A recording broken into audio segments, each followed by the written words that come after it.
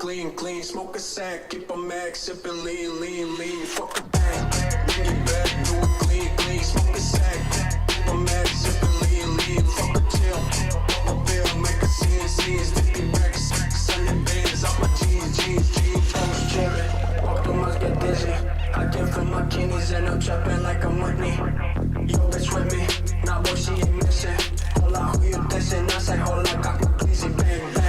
Bring it back, do it clean. Smoke a sack, keep a mag, sippin' lean. Fuck a chill, bring it back, do it clean. Smoke a sack, keep a mag, sippin' lean. Fuck a bang, bring it back, do it clean. Smoke a sack, keep a mag, sippin' lean. Fuck a chill, pop a pill, make a scene. Sticky racks, sunny bands, off my jeans. Toast cherry, walk the must get dizzy. I came from my kidneys and I'm trapping like I'm Whitney. Yo, bitch with me, nah boy, she ain't missing. Hola, who you dissing? I say hola, got my pleasy, bang. Woo. What up, y'all? What up? I wanted to jump on here with y'all real quick because, well, I was bored in the motherfucking shit. Sitting here, I got to, I wanted to prep a ceiling fan and shit for my goddamn wife because she been asking me to change the ceiling fans out, to be honest, and shit for like 3-4 fucking years now. And when we was fussing at each other the other day, she pulled that motherfucker ace in the hole up out on me and shit. Like, you can't. I ain't gonna lie, I was ready to whoop her ass and shit. But she had a goddamn point and shit. So today, right now I'm prepping and shit because it's like 3 of them. 3 ceiling fans, they gotta be swapped out, 2 or 3. So I'm just gonna prep them. And then because I know tomorrow, the wife and she, I know she want to go to a little fair that's out here and shit. Because my daughter, she's in FFA, Future Farmers of America, and so they have to do certain shit. Like when it comes to the fairs, they might have to do some shit with the animals or work the gates or whatever. They have to do a lot of volunteer time and shit when it comes to the state fairs and shit like that.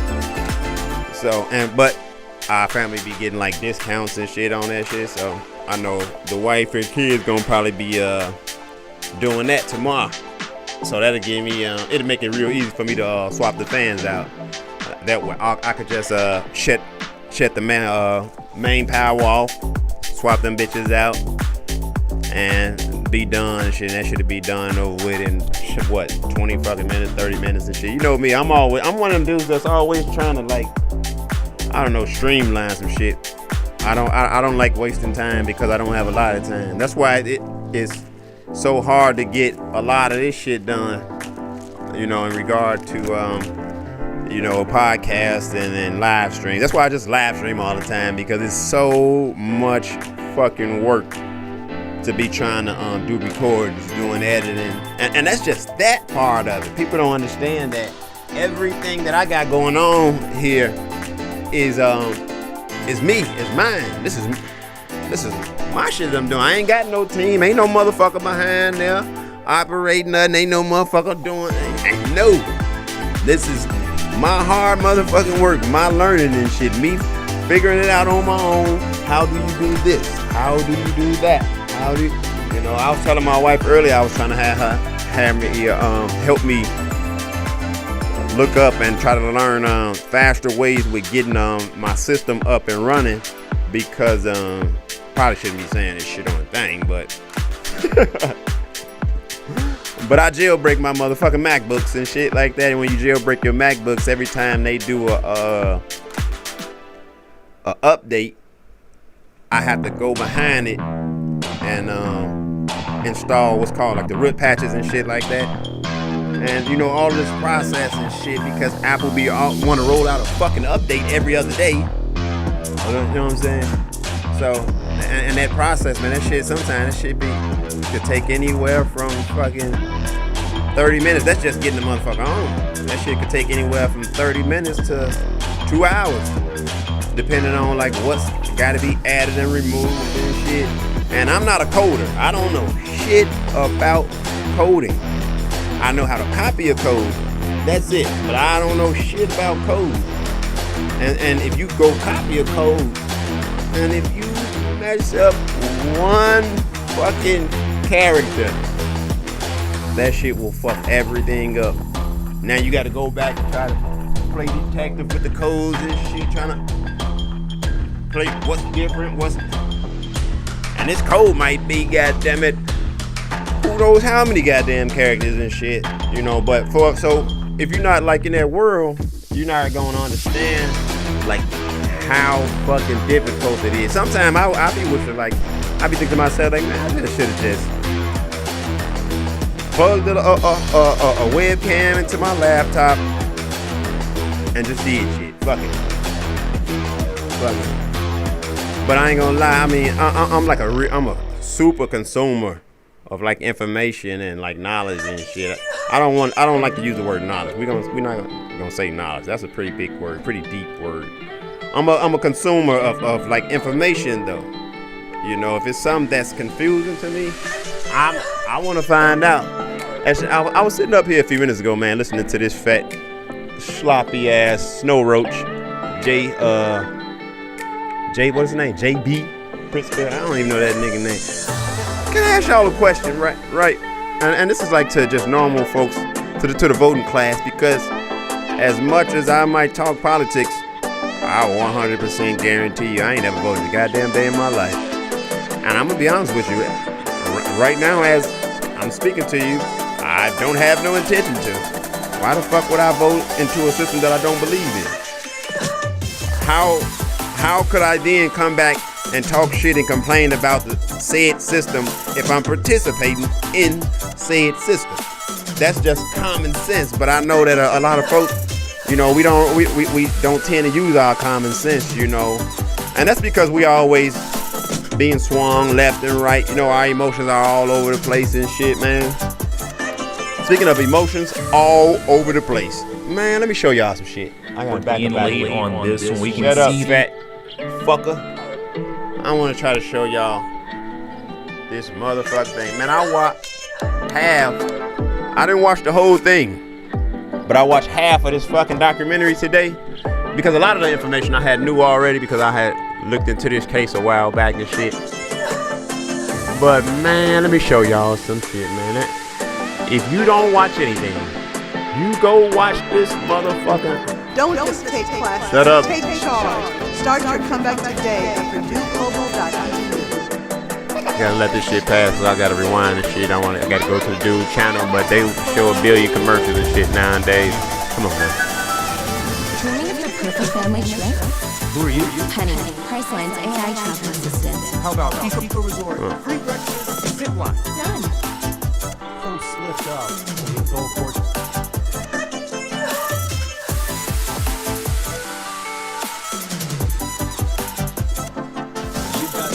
And then they give a nigga some more commercials. You got the freedom.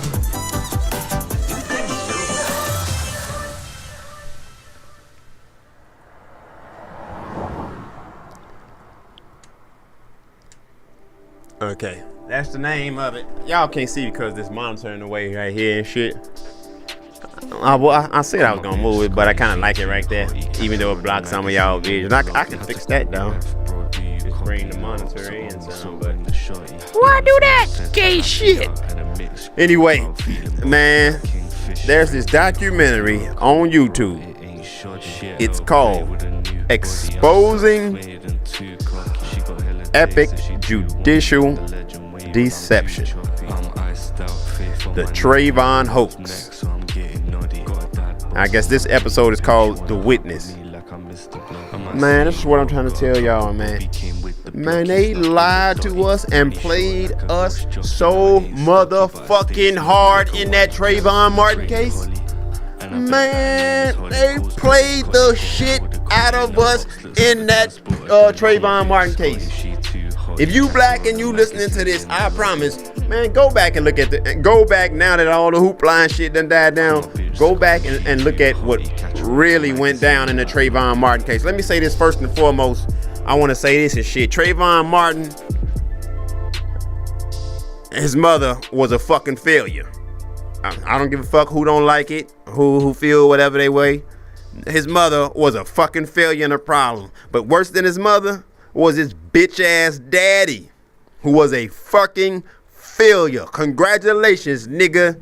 You led your motherfucking son, the motherfucking seed that you were tasked with taking care of.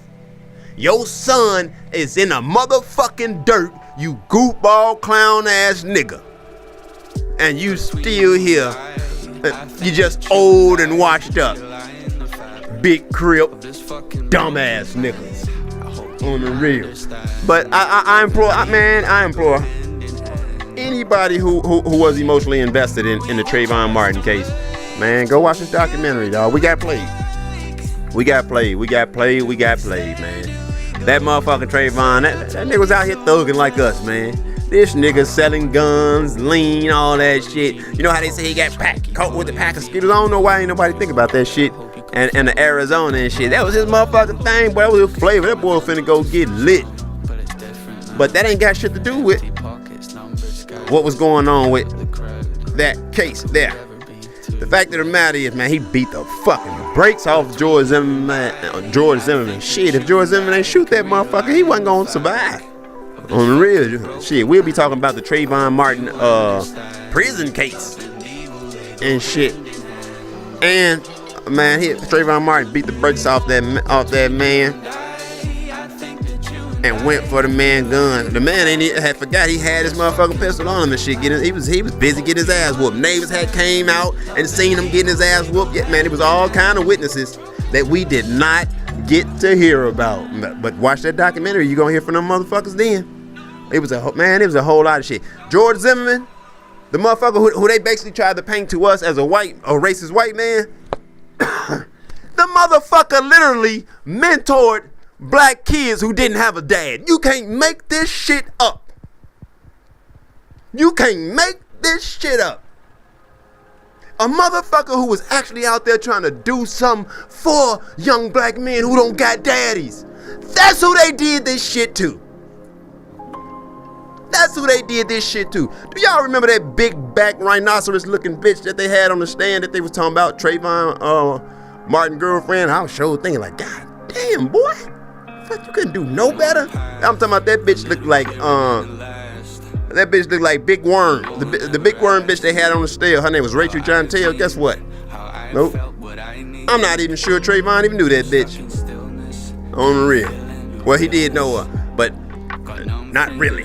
You know what I'm saying? Whole time, that bitch, her and her sister, they scammers. These bitches done stole identities before. Trayvon's real girlfriend, she had a whole different story to tell and everything, man. Man, there was so much fake evidence that got put into the case, put into the media, all that shit. And they did all that shit to fuck with us niggas. They play with our motherfucking emotions, man.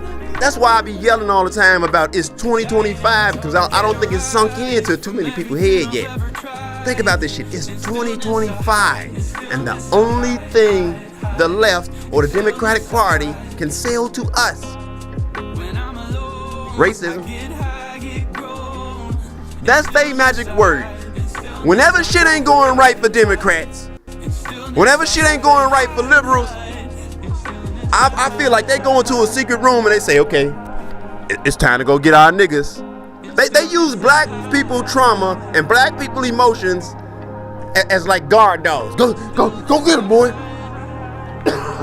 Excuse me. Go get him, boy. Get him. Black folks be like, nah, but we cool as shit. They come whisper their magic word. Racism.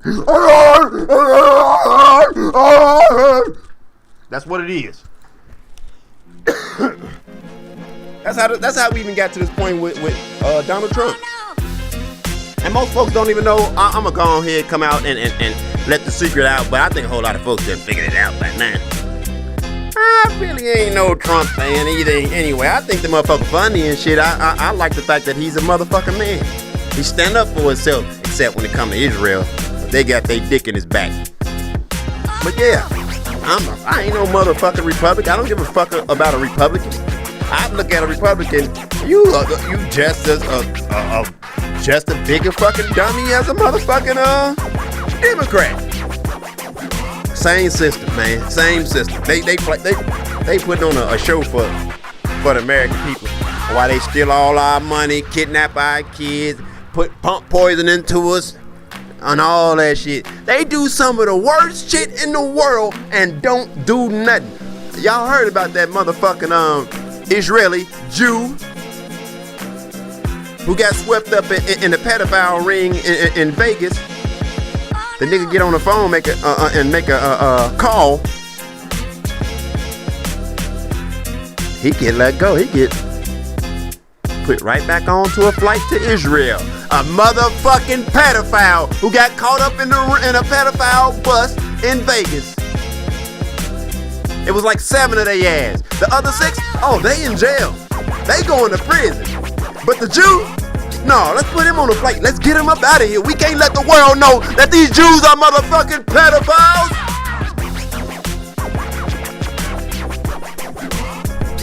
But let a nigga like me or a nigga like you, nigga, you better not even look at a bitch the wrong way, and your ass will go under the motherfucking jail. But yet Jews somehow can just keep on kidnapping, murdering children, fucking them, doing whatever they want to your fucking children. And want a hair on their goddamn head be touched. And yet you motherfuckers got the nerve to call a motherfucker conspiracy theory when they theorists when they try to point it out. Okay, come here. Do me a favor. For all of you who be saying that shit, I want you to pull up real close. Come on in, come on in. Put your mouth on this conspiracy dick, nigga. Suck my conspiracy dick.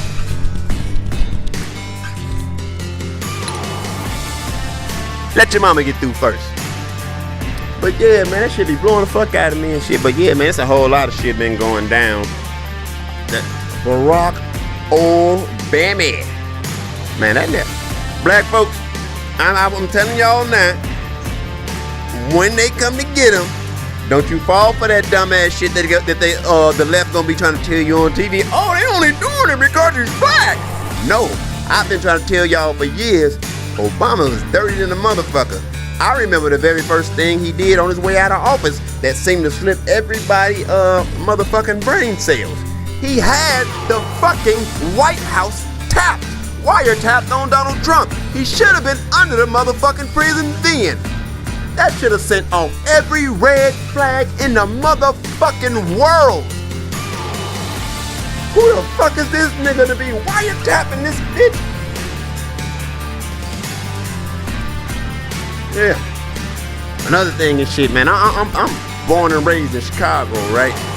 That's what pissed me off when motherfuckers talking about, oh, Barack Obama from Chicago. He's from Chicago. What? When? What did he hang out with? Who was his friends? Show me all the pictures of Barack Obama hanging out in Chicago. Come on, man. They planted that nigga here. And he did his job. He tricked the shit out of us. But most of us don't want to be honest about that shit. I be still seeing a whole lot of motherfucking black folks, especially old black women, hanging up pictures of Obama. Bitch, take that Jew down. He's a Jew homosexual, half Jew, half African. Ain't nothing nigga about Barack Obama. But niggas swear up and down, that was my president. Nigga, that wasn't your president, that's RuPaul president. What the fuck is wrong with you? And then everybody will want to wonder, where all this gay shit come from? Where all the transgender? I'll tell you, Barack Obama, 2012. I'll give you the exact year when everything changed, when he started ushering in his agenda. Now I dare you take your monkey ass back. You can take yourself down your timeline, his timeline, anybody's timeline. I dare you go back and look. Tell me what you see. You gonna see Barack Obama ushering in the gay shit. They talking about, oh, he was here to make it easy for black folks. Hell no, he was here to usher in the gay shit. because he's a fag. I remember when that white man that had got busted had did that interview, and he was telling them detectives when they was interrogating him, like, man, bro, I'm a sex worker. I do parties with Diddy and Cassie. And shit. I remember another motherfucking that motherfucker who tried to whistleblow on Barack, said he was smoking crack and sucking dick with Obama. And that shit, everybody ignored that shit. Oh, he just lying. He crazy. He making that shit up. Come on, man. Y'all see the signs. Y'all see the signs. Knock that shit off. Y'all see the signs. On the real. But more than anything, more than y'all seeing that shit, since they came up out of office, since Michelle started letting her motherfucking hair down, have you guys noticed that there seems to be no love whatsoever in that fake ass family? Where the kids at? Why Barack and Michelle ain't never fucking together? Huh? Why she always on a motherfucking podcast? This is the former first lady on a motherfucking podcast talking about this nigga like he her motherfucking abusive ex or something. Man, when I tell y'all, man, they got us. We was fooled. And the sooner you motherfuckers come to grips with that, man, the sooner we can start, goddammit, figuring out how we gonna get our get back. Cause I'm a get back ass nigga. I am not no turn the other cheek nigga at all. Hell no. We gonna turn the other cheek after I get my lick back. Real. All that kumbaya peace shit.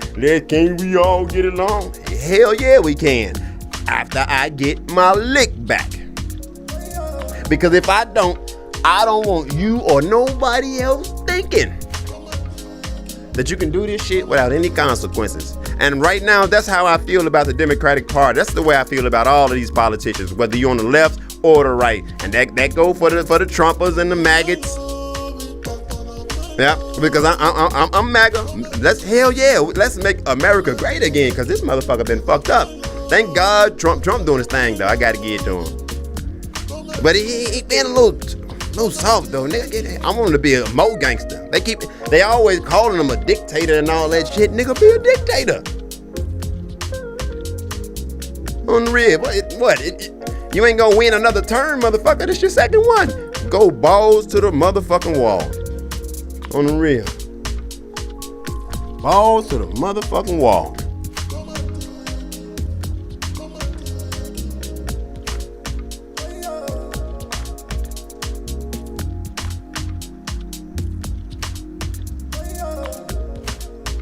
I'm looking at a picture and shit.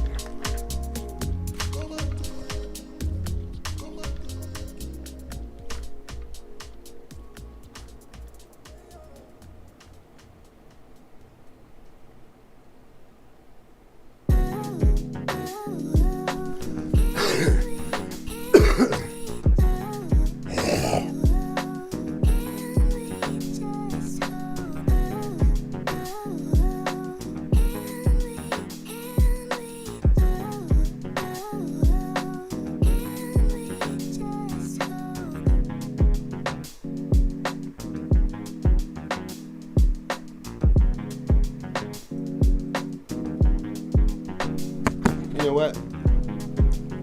I'm finna go ahead start on this motherfucking Trayvon. Might as well. Cause I gotta tighten these screws on this fan anyway. So I might as well let y'all. I gotta tighten these screws on. Let me pause that. Ooh. I gotta go ahead and start tightening these screws on this thing and shit, reading these motherfucking instructions real quick. So I'm gonna go ahead and play this shit so y'all can see. Let me preface this by saying I don't like this motherfucking white man that did this motherfucker though. He funny, but he funny in a insensitive way sometimes. If I saw him, I'd probably punch him. You know, and that's not the way. I'm not condoning violence, black folks. But the truth of the matter is, some folks, this is how I feel when it comes to certain shit. Let's say like racist stereotypes and shit like that. And this is how I feel, whether you black, white, pink, purple, whatever ethnicity you are. and shit, because we all do it. It's just that we black people, we a lot more sensitive to it because of the trauma that's been instilled in us, right? I'm finna tell you exactly how I feel about this shit. I feel like anybody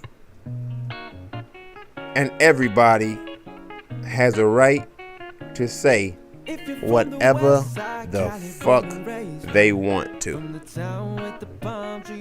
Yep. But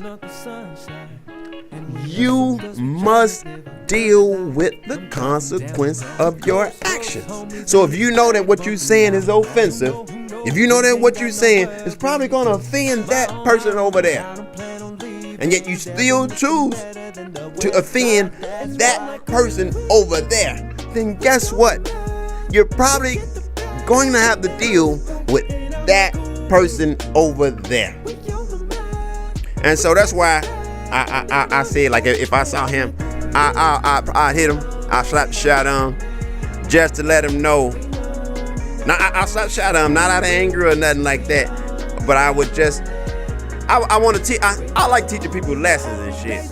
And I would want to show him that there are consequences for all of your actions and shit. You know, you should make sure you covering all your bases. And who knows? He might be like, shit, I knew that shit, but it was worth it. I've had that mentality a whole lot of times. I'm that Nick, man. It's been so many situations where I know 100%. Man, don't say nothing to them people, or don't say nothing to that nigga. On real, especially when it comes to law enforcement shit. Boy, I'm one of them niggas who should fight with the police and shit, knowing damn well I should just shut my mouth.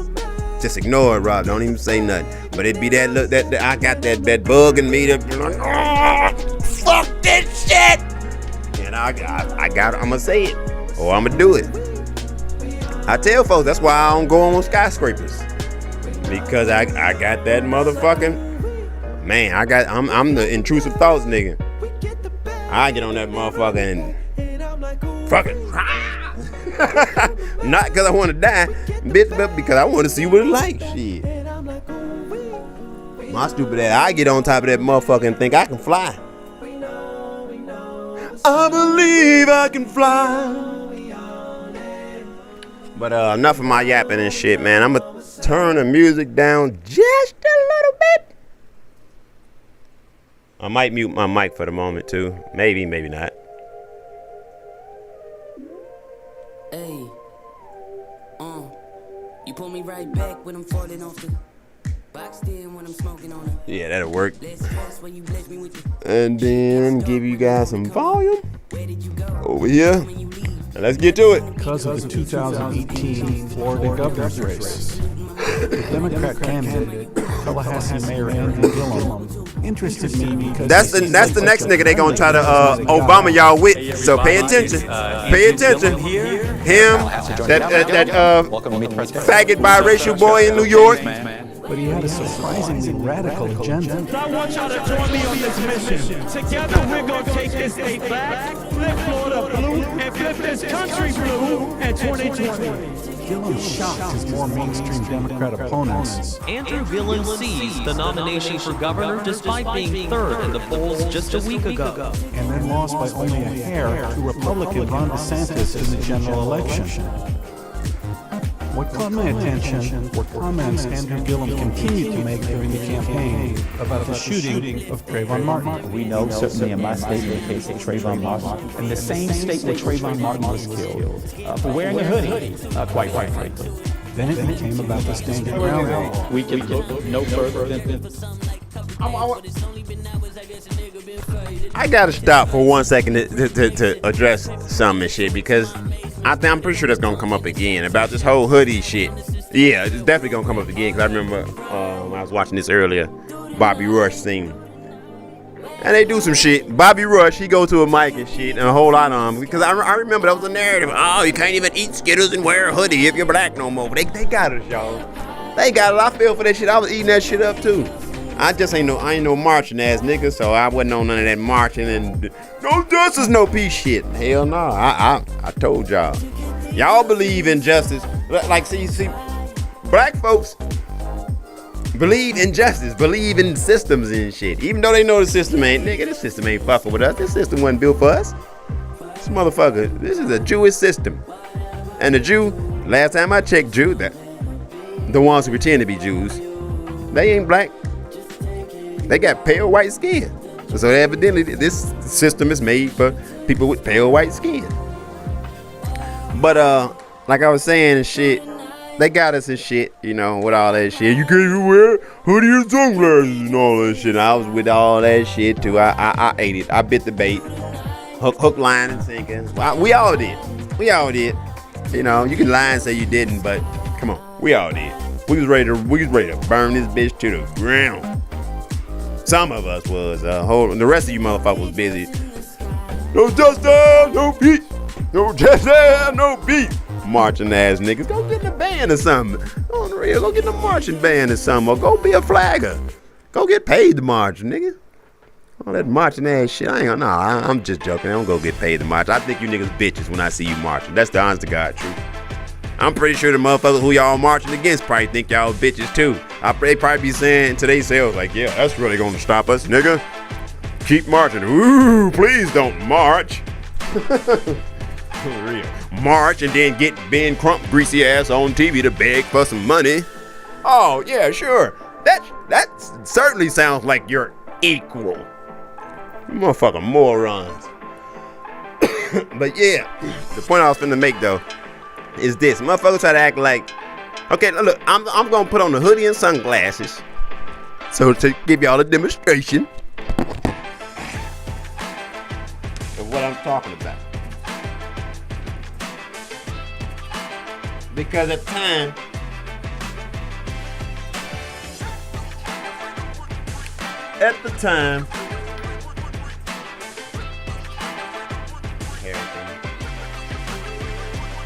time, everybody was acting like, oh, how dare you be concerned with somebody wearing a hoodie and sunglasses at night in the rain. Bitch, if you see me coming down your way and I got on this hoodie and these motherfucking glasses. I don't know if y'all heard me. Hopefully y'all did. But I was saying, if you see me coming your way and I got on a motherfucking dark hoodie, dark glasses at night, run. Run fast as fuck. Now, the reason I put this on because I wanted motherfuckers to have a visual, because I want black folks, I want y'all to be honest with y'all goddamn selves, man. Y'all know they got us, dog.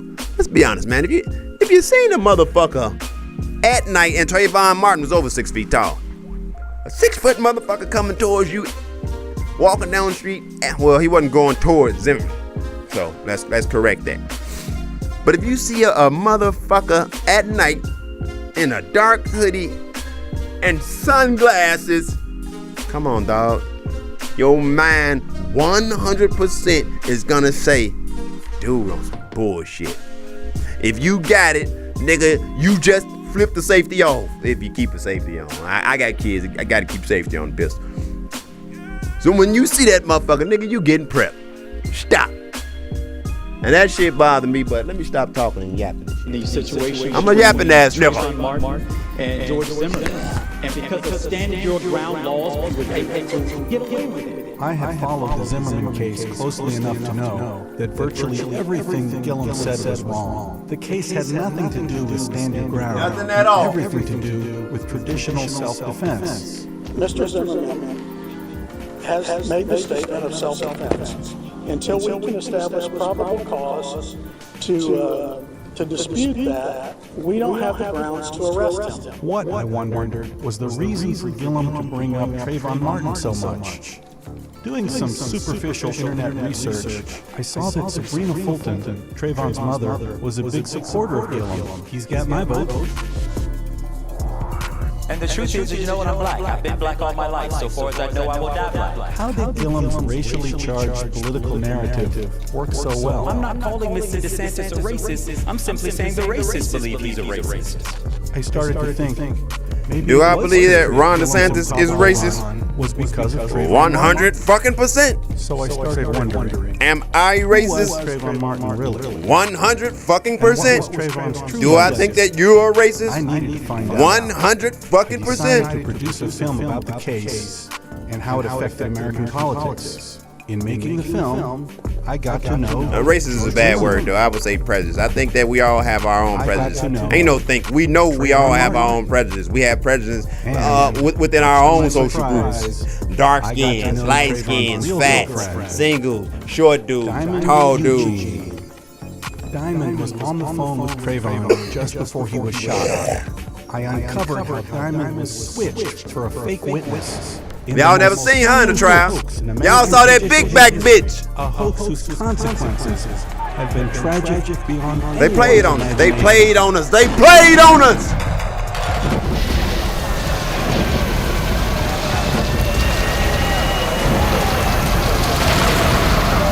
I would come to call this the Trayvon hoax. The Trayvon hoax. After y'all watch this documentary, man, I'm telling y'all. Wait till y'all see all the details about that George Floyd case. Nigga, they play with us. They play with our motherfucking emotions. How deep this deception was when Joe Gilbert, you a bitch.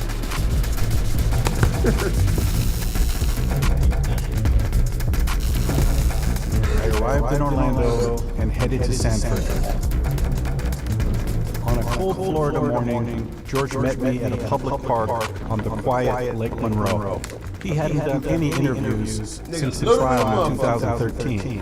George seems smaller than you might expect, 5'7", and yes, he looks Hispanic, whatever that means. He is soft-spoken and unfailingly polite. Yes, sir, and no, sir. George, good to meet you. Good to meet you. Thanks for coming here to talk to me. It's my pleasure. Can you tell me where you were politically in the years growing up? Politically, I was a Democrat. I was an Obama supporter. I had been caught up in the promises of hope and change. Our time for change has come. I would say Barack Obama's candidacy did inspire me to become more active. Can you tell me about your mentoring experience? I was mentoring 2 African-American teenagers in a suburb of Orlando. Unfortunately, they had a father that was in prison for life, so they didn't really have a father in their home. What kind of things were they getting into trouble-wise that you were able to help intervene with? Unfortunately, as bad as pulling weapons on their parent, or slashing tires, skipping school, really a variety of things that a lot of teenagers from that socioeconomic background struggle with. I take them to restaurants that they hadn't been to, kind of expand their cultural horizons. We spend a lot of time at churches, playing basketball, just spending time with them, one-on-one, letting them know that they're important. And then whenever I could afford it, I'd splurge and take them somewhere nice. It was inspiring to see a positive change in kids that had a troubled background. I got a lot more from the kids than I think they got from me. What was happening at the Treatment Twin Lakes in the months prior to your joining up with the Community Watch program? We were being riddled by crime. Robberies. We actually had home invasions. I heard someone ring my doorbell repeatedly, and I saw 2 young African-American guys. They broke into my house, heard some banging downstairs, and he was shaking the doorknob trying to get in. And I was sitting there with a pair of rusty scissors and my son in one arm. Neighborhood Watch was not something that I had thought of becoming a part of or wanted to be a part of. My wife urged me to do something. I had seen in the neighborhood that there were Neighborhood Watch signs up, and I told her that I would go to the next homeowners association meeting. I was willing to do anything to give her a sense of comfort. The police advised us when they came, they spoke to us as a Neighborhood Watch group, that we should call a non-emergency number if we thought there was a crime being committed or we saw someone that we didn't recognize in the neighborhood, and that it was better to be safe than sorry. Several of the neighbors had called and reported suspicious persons, property being stolen, and I myself had called a few times. The police were having a hard time actually solving crimes and catching the people that were committing them.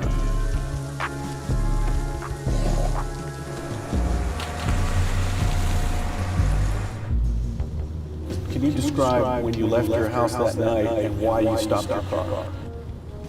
I was not on any type of neighborhood watch patrol. There was no such thing in the neighborhood watch program. I left my house that night simply to go to Target to do my grocery shopping, as I did every Sunday, to prepare my meals for the week. As I was driving out of my neighborhood, I noticed that there was a man who I perceived at that time. In other words, between the buildings, the rows of the townhouses, in the rain, in the cold, in no particular rush to get out of the rain or the cold. So I decided to do what the neighborhood watch program had instructed us to do. Call the non-emergency number. What caused you to leave your car? The reason I left my vehicle was because the non-emergency dispatcher asked me several times which direction did he go in. I felt it was my obligation, if I was going to call and ask for their assistance, that I should be at least able to give them an accurate description of where he had gone. But in fact, I had not seen him from the time I left my vehicle until the altercation. Are you following him? Yeah, okay, we don't do that. Okay. And when the dispatcher asked you if you're following him, why did you answer yes? I didn't mean that I was actually following him because I never really saw him. I just happened to be walking in the direction where I had last seen him. I never saw Trayvon at all during that time. And I saw headlights in my car, so I decided to walk back to my vehicle, thinking it was the police officer. And then when I got to right about here, he yelled from behind me to the side of me. He said, "Yo, you got a problem?"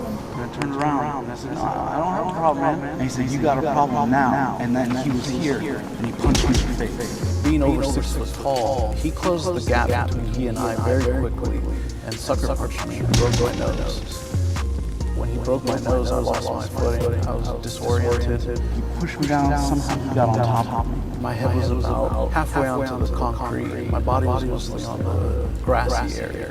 He just kept slamming and slamming. He kept pummeling me with punches and decided to beat my head into the concrete sidewalk. I started screaming help as loud as I could. Kept going through my mind, just get your head off the pavement and you're gonna lose consciousness. 911 police I'm not sure, there's just someone screaming outside. Being on my back, all the blood from my broken nose was going down my mouth. Trayvon beating the brakes off his ass. Smothered and stopped my cries for help while he was in the midst of raining down blows on me.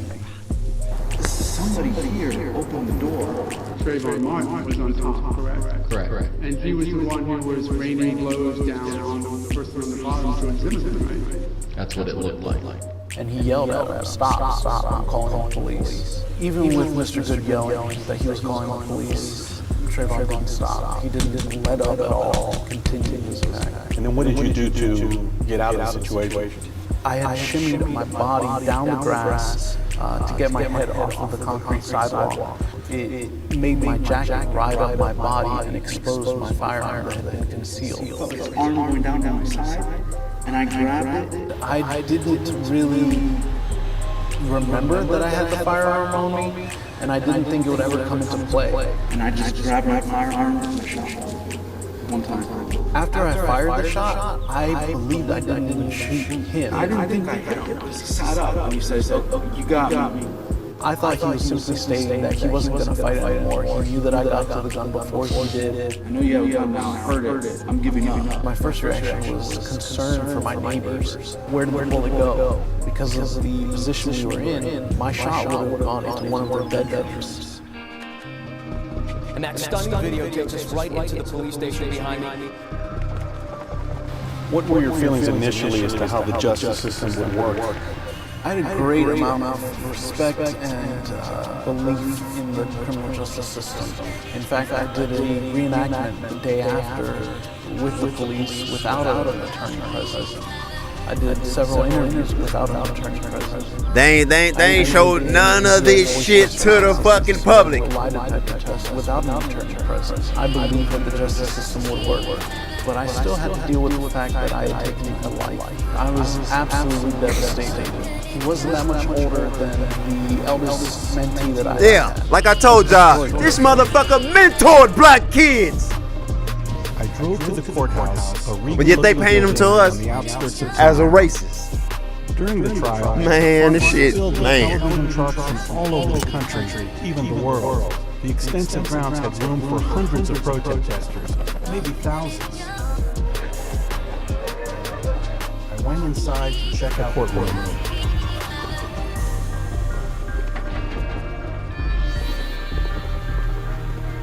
Just came from a tour of the courtroom. The deputies took me inside, and I could see how small it was. Anybody who's speaking in that courtroom, it is so tight in there, you just know if they're telling the truth or not. These proceedings will be the truth, the whole truth, and nothing but the truth, so help you God.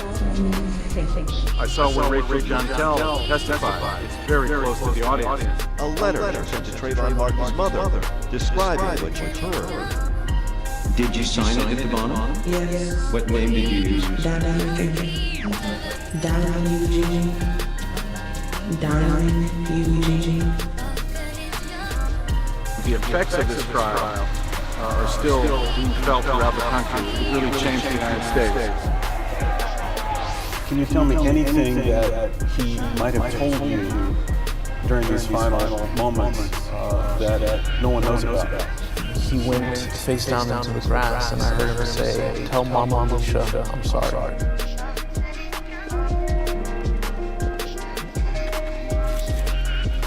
Next, I went to check out a retreat at Twin Lakes.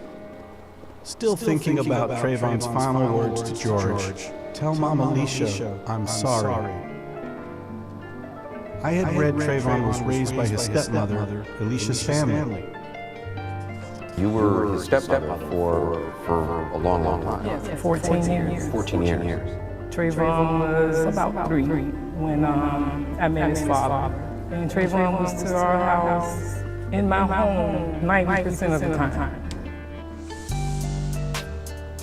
I'm the one that went to the football games. I'm the one. Man, she hurt, man. He was sick. Trayvon had been sent to Sanford by his that mother, lady loved Fulton. Trayvon. Suspended from school for the 3rd time. I'm not saying that his mom ain't love him, but man, his mom was shady, man. His mom was shady as fuck.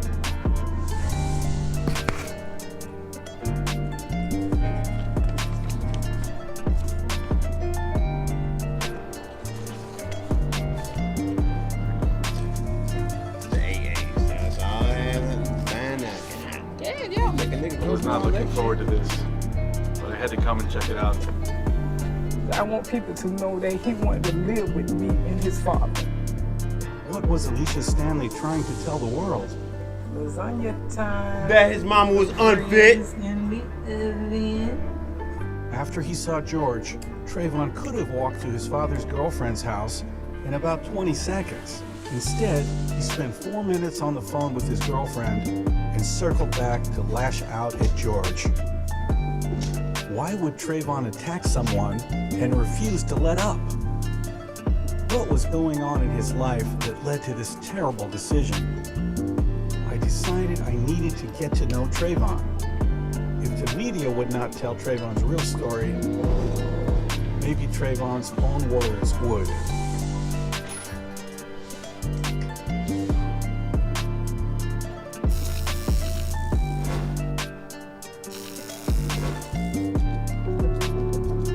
Florida is an open record state. This means every document from every court case is available upon request. So I ordered up all the cell phone records in the Zimmerman case. They said it would take about 2 weeks. There you go. Apparently, Trayvon Martin's phone records had to be subpoenaed because his father refused to give them to police. Then the prosecutors tried very hard to keep the records out of I'm gonna court. mute my mic too. In fact, the defense spent 2/3 of their time demanding discovery.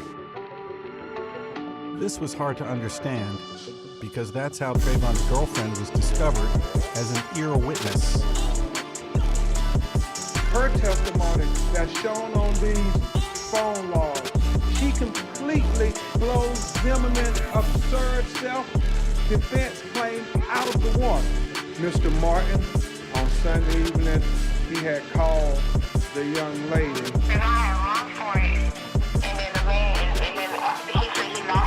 They were dating. You call it puppy love or whatever you want to call it. She is a minor child. Her parents does not in any way want to reveal her identity. She is a minor.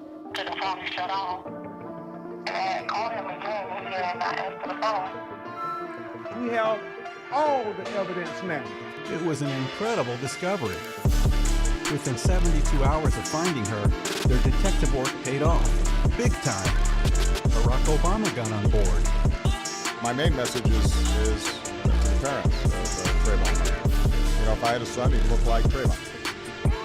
Basketball superstar LeBron James and the NBA were in too. Star player LeBron James writing R.I.P. Trayvon Martin on his shoe. The usual suspects. Those niggas are fixtures. I told y'all they all actors. Bobby Rush, the former They're all Black Panther actors. leader, helped put the pressure on the House floor. Racial profiling has to stop, Mr. Speaker. The member will. These words. He The has member- shown you, oh God, the member bless is the no Ron longer Martin's recognized. soul. He was a black man wearing a hoodie in a white neighborhood, shot in the head. Black youth were organized and mobilized into student walkouts to protest. The phone witness had contradicted all the other evidence and ignited the public. To demand that the state attorney charge this homeowners association loose cannon with murder. And it is the search for justice for Trayvon that has brought us to this moment. Soon enough, a special prosecutor was assigned and George Zimmerman was arrested. Today, we filed an information charging George Zimmerman with murder in the second degree. The prosecutor did not make a decision based on public pressure. Let me emphasize that we do not prosecute by public pressure or by petition. I want to especially thank Mr. Crump. The cell phone document finally arrived.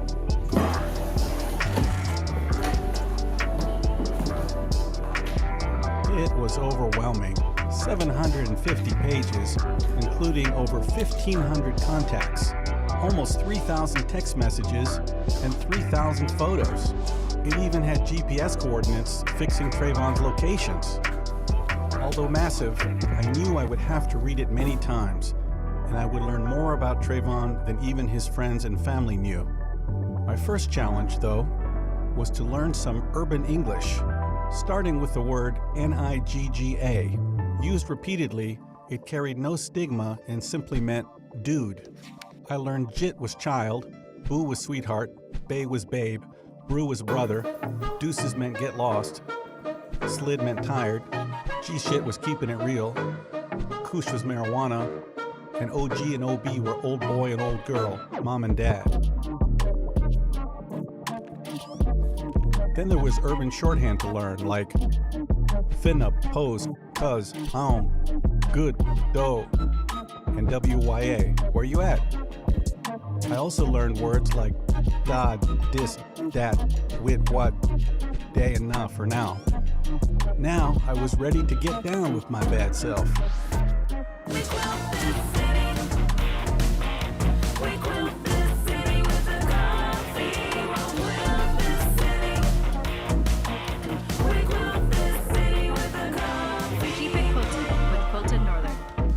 Adobe Acrobat Studio is all new. What can PDF spaces with AI do? Drag in research, drop in thoughts. Watch AI pull insights from your docs. You did your thing, it's time to share. Then let your team build from there.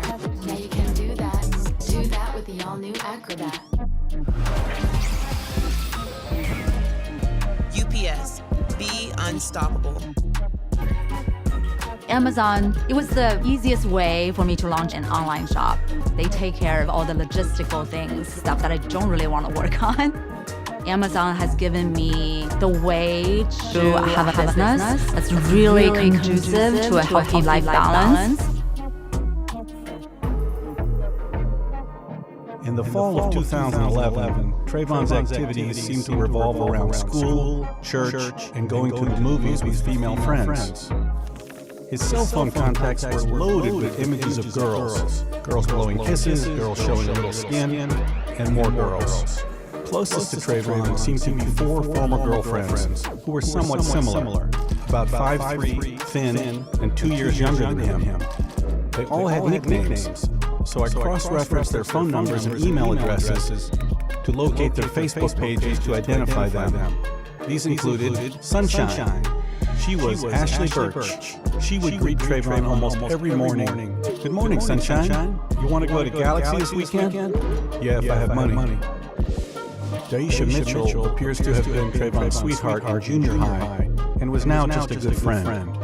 What you doing tonight? Chilling, you? Sammy was Samantha Mason, another friend. Where you at? Leaving the movies. Which movie you seen? Really was Faith Miller. She thought of herself as Trayvon's girlfriend in early 2012. What you doing? Nothing, with my cousins. Everybody loves Raymond.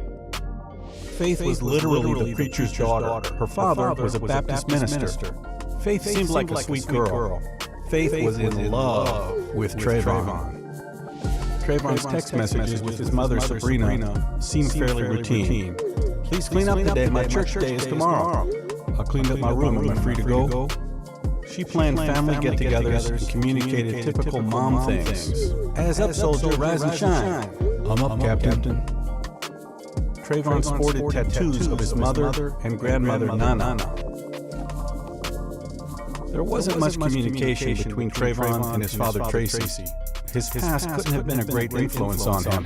Mr. Martin, have you ever been arrested? Yes, I've been arrested. Possession of a controlled substance. In 1989, Tracy Martin was a drug courier. He flew into St. Louis with 2 kilos of pure cocaine with a street value of over $1 million and was arrested at the airport. Tracy pleaded guilty to possession with intent to distribute and spent the next several years at Leavenworth.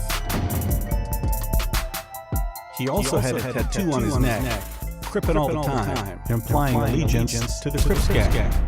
Tracy quickly had the Crips tattoo covered with praying hands once Trayvon's case started to get media attention. Some of Trayvon's male friends seemed like bad news. His best friend was Mario, whom Trayvon called Brew, meaning brother. His real name was Romario Caradis. Trayvon and Mario seemed to go way back. However, Mario could not have been a good influence. His Twitter account image was a gang sign. He made sure everyone knew he was in a gang. He even used fake gold teeth. On a video on Mario's Facebook page, he's showing off his guns and practicing to shoot with friends.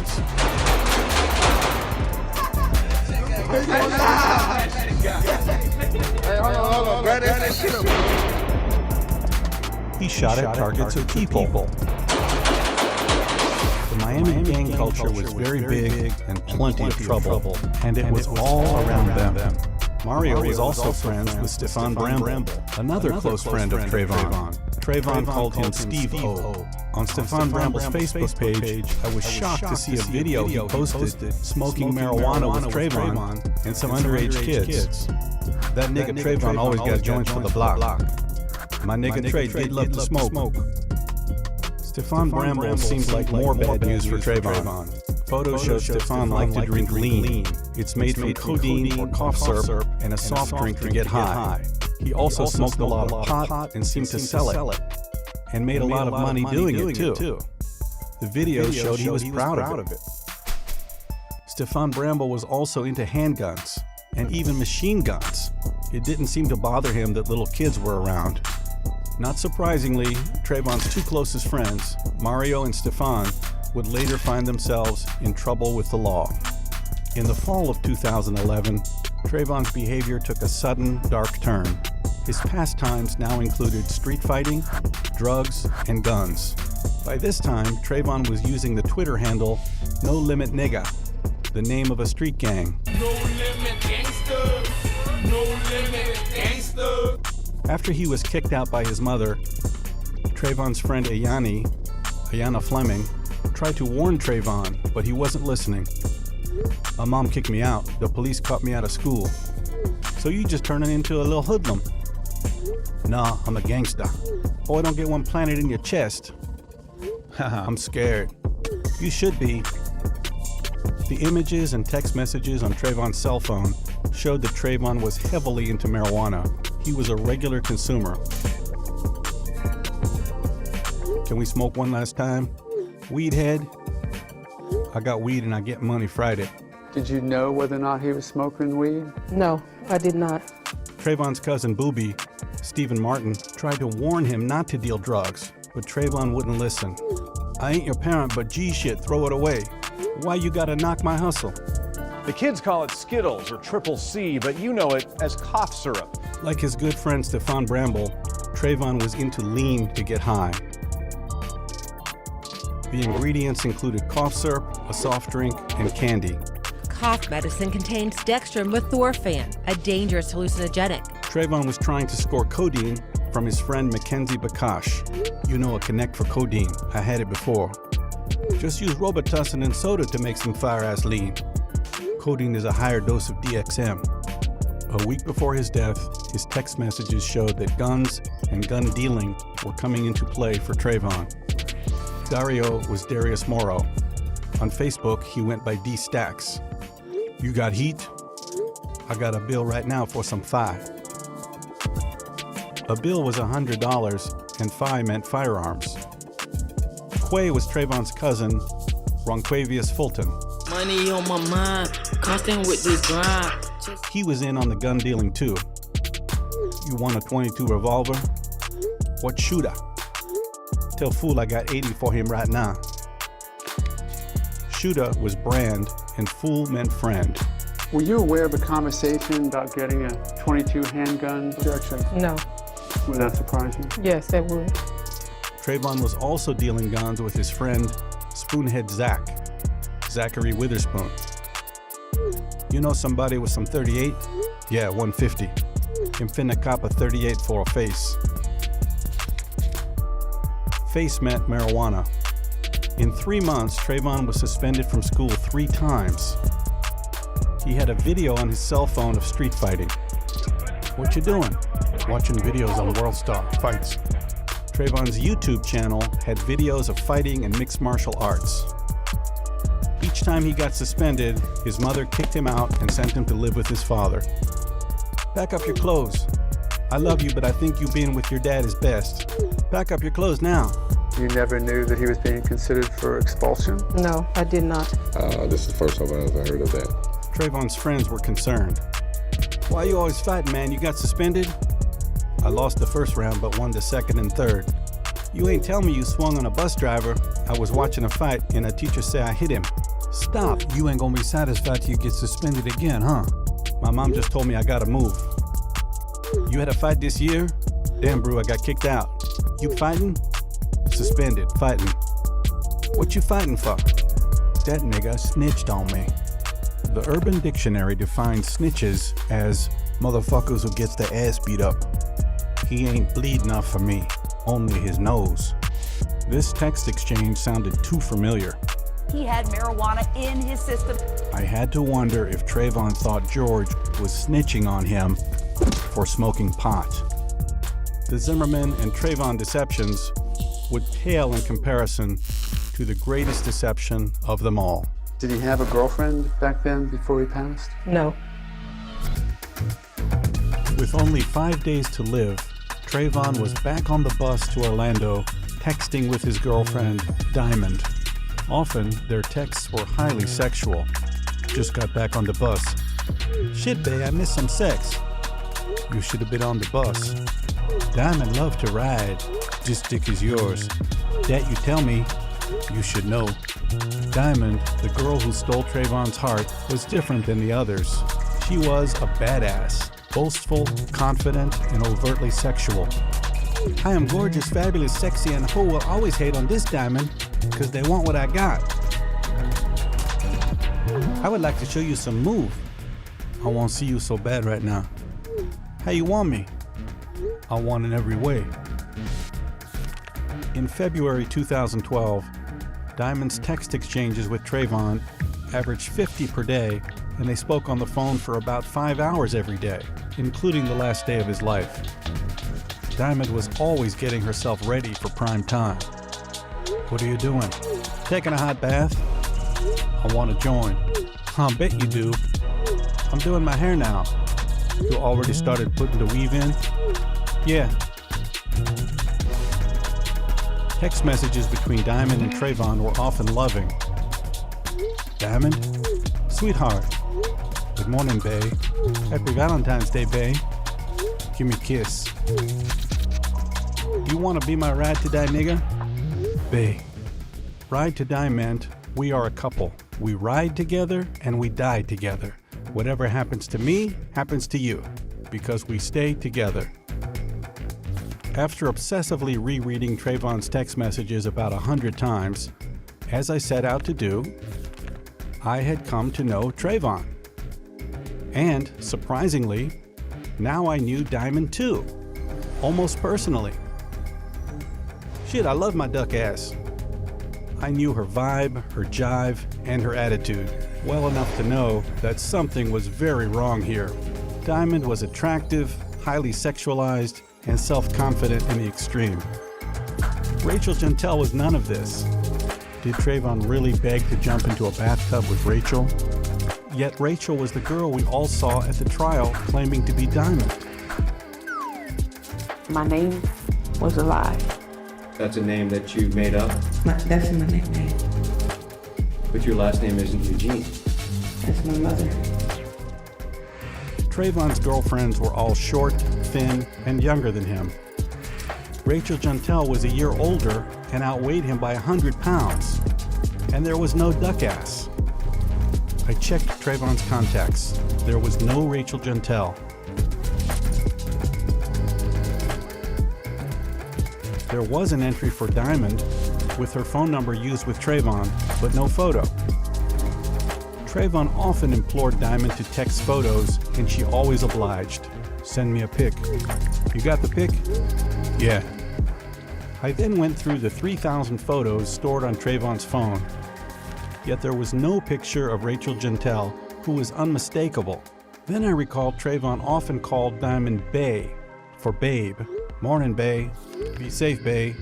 Hey, bae. I just got home, bae. Sure enough, there was a contact for bae right next to the phone number used by Diamond. However, the photo of bae was not Rachel Jeantel. Even though bae wore a long weave and a ton of light makeup, no sighted person could possibly confuse her with Rachel Jeantel. How could the state of Florida prosecutors not have seen this? The young lady completely connects the dots. I quickly downloaded Benjamin Crump's 20-minute phone call with Diamond.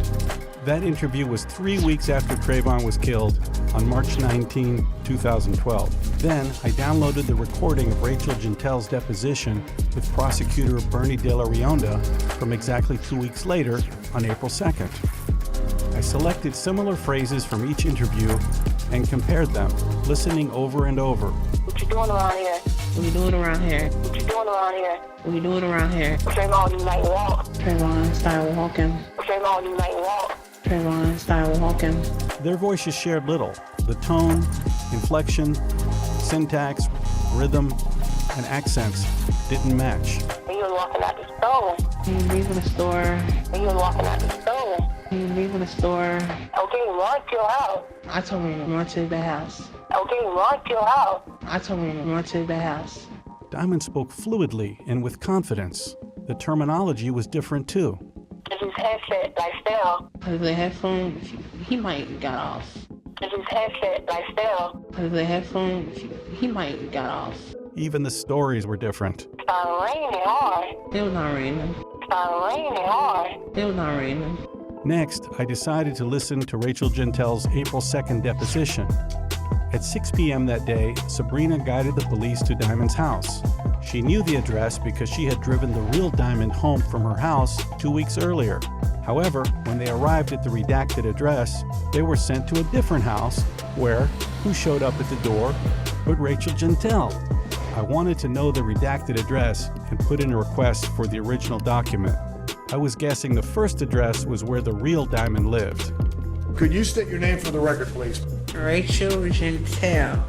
She is a 16-year-old teenager. How old are you now? 18. Prosecutors had to subpoena Diamond's phone records because she refused to provide them. Is that phone number under your name or under somebody else's name?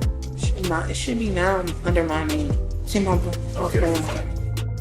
In fact, the cell phone account was Simple Mobile and was prepaid with no identifying information. It was probably transferred to Rachel that day. Did you consider yourselves dating? No. Were you kind of his girlfriend or just kind of you guys? We're getting. Okay, you're getting there. That day, February 26th, did Trevon send you any text messages? In fact, they exchanged 32 text messages that day. Did Trevon ever say the guy's coming at me is going to hit me? Yeah, you could say. You ever say the guy got out of the car? You want that too? By now, it was obvious that Rachel Gentile was just making things up as she went. At the end of the interview, she actually tries to tell the prosecutor she's lying, but he doesn't get it. I got guilt. You got guilt? Why do you feel guilt? Real guilty. Huh? Real guilty. Why do you feel real guilty? I ain't know about it. Huh? I ain't know about it. Rachel did not know about it because she was not Diamond. Dramatic testimony emerging late this afternoon in George Zimmerman's murder trial. Jurors getting to hear from the woman who was on the phone with Trayvon Martin just moments before he was shot and killed. The most memorable moment of the trial was Rachel talking about a letter the real Diamond had given to Sabrina Fulton. Are you able to read that copy well enough that you can tell us if it's in fact the same letter?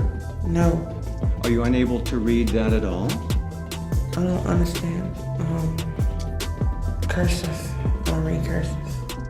The letter detailed everything Diamond said she heard, yet Sabrina kept the evidence secret for a year, tucked away in her Bible until just before the trial. Had you disclosed this to the state before yesterday? No, Did you discuss this with your attorney, the existence of this letter? I did not. Did you consider this letter significant? I consider that letter to be personal and sentimental. In fact, there was nothing personal about it. It was only a narrative of the phone call with Trayvon, and that was it. There was no Dear Sabrina, no feelings, and it ended with simply, "Thank you, Diamond Eugene." What did you do once you read it? I've received several letters, so I put it in a box. Meanwhile, Tracy Martin got very nervous when he was asked about Diamond's letter. Was it ever read to you? I have no knowledge of what was in the letter. Never read it, never had it read to me, never had it sent to me, never had it in my possession. The closer I looked at the letter, the deeper and deeper I was drawn into it. I sensed it must have some great significance in the cover-up of who Diamond really was. I did not write the letter though. Oh, who wrote the letter for you? I told Francine to write it. I tell her what to write. Rachel claimed a woman who worked for Trayvon's mother, Francine Serve, wrote the letter for her. Did you know Francine? Yes. From the fact that she was helping out with your brother? Yes. I had identified all the callers on Diamond's phone records by doing background checks online, one by one. Soon enough, I was able to assign a name to every number. Diamond's best friend was the beautiful Felicia Cineas, who was also 16. Every day, Diamond and Felicia texted and called each other almost non-stop, from 5 a.m. until midnight. Felicia went to Michael Crop High School and knew Trayvon. Diamond's best friend Felicia's older sister was none other than Francine Serve. This was interesting. More background checks revealed that in 2016, both Francine and Felicia were convicted of identity fraud involving fraudulent use of credit cards and grand theft. These people were not shy about swapping identities. I did say, my name is Diamond Eugene. I signature as Diamond Eugene. I decided to look for Rachel's signature and compare it to the one on the letter. I found it on a 2015 traffic citation. It looked like Rachel could barely write. Though I'm not a handwriting expert, I didn't believe for 1 second that Rachel had signed the name Diamond Eugene. I began to wonder if any of the witnesses in this case could be trusted, including Diamond herself. Crump was leading the witness. Let me do this here. Let me have you start over just saying that there, okay? And say it loud and slow for me, okay? Okay. 1, 2, 3. In this situation, this time, to me, it's Rachel. It is Rachel. It was an innocent boy. Just because he had a long. She was just repeating back to Crump the narrative he'd said on the news.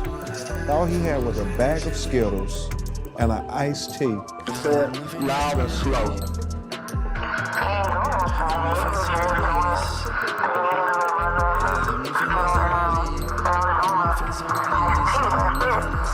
Even worse, whatever Crump said, Diamond simply agreed with him. Did Trayvon sound scared? Yeah. Did Trayvon sound normal throughout the whole day since you had talked to him? Yeah, he sounded happy. I had to laugh. Diamond knew Trayvon was not happy that day because of Diamond. You said I'm a waste of your time. It what it is, you really hurt a nigga feelings. It whatever, you done with me? Nigga, go fuck a hoe. Crump slipped up when he told Court TV what was obvious to me. Diamond was coerced. This interview happened, Jane, because we pushed her. At Elements Massage, every session is personalized by licensed massage therapists and estheticians to meet your body's unique needs, relieve tension, and restore balance. Book your personalized massage or skincare session today at elementsmassage.com. Sure, millions of people trust Vistaprint to print business cards they love. Yep. But did you know we also print their t-shirts? And postcards. And signs. And custom merch. That water bottle is engraved, where we print with lasers. At Vistaprint, we print your brand on banners so your customers can notice you, stickers so they can remember you, and everything else your business needs to keep them coming back to you.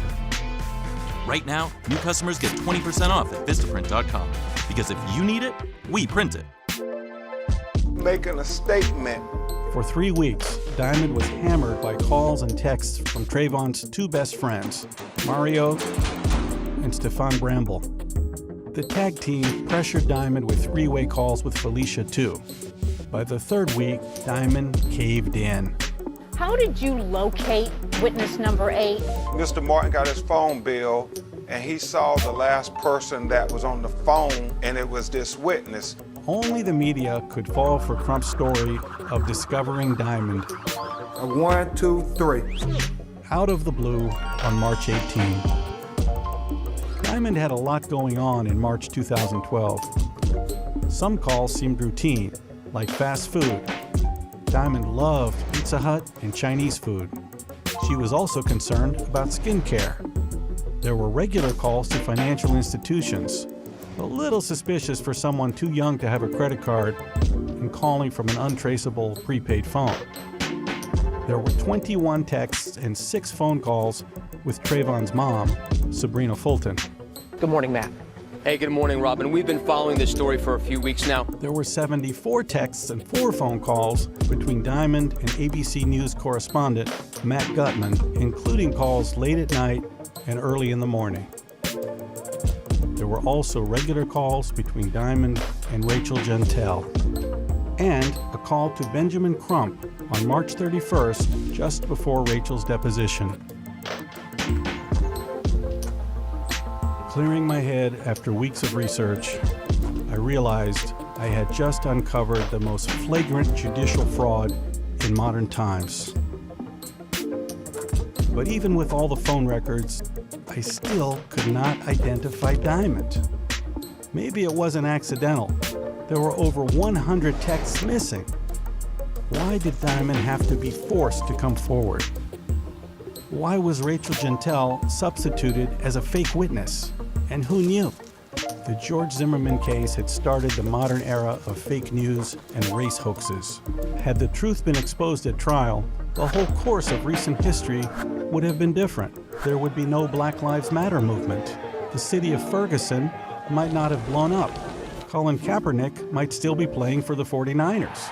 And thousands of young African Americans might have been spared the lethal consequences of the Ferguson effect. But to tell this story, I had to find Diamond. I needed to know the backstory. I had to understand the culture, the street life, even the geography of Diamond's world, if I was going to find her. It was time for some field work.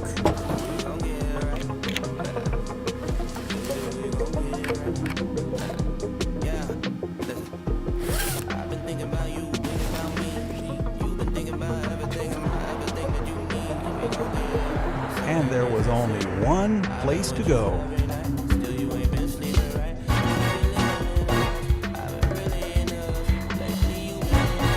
Miami.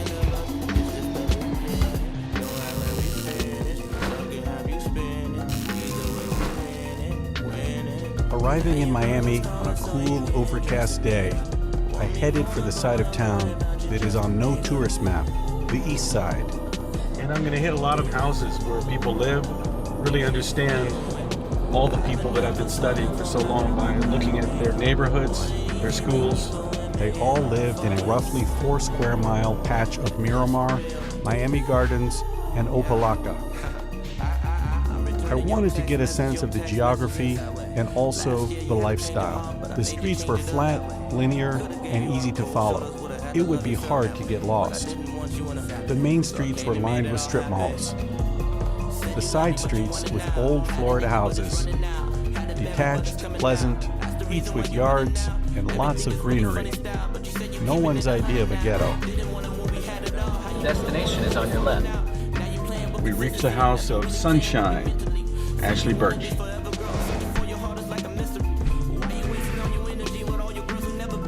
In a quarter mile, turn left onto South University Drive. Next, I went to check out where Trayvon's good friend, Daisha Mitchell, lived. I started to get the sense that these girls all lived in pretty decent homes. In a quarter mile, the destination is on your left. This is where Faith Miller lived, good Christian girl, father's a preacher and a lawyer.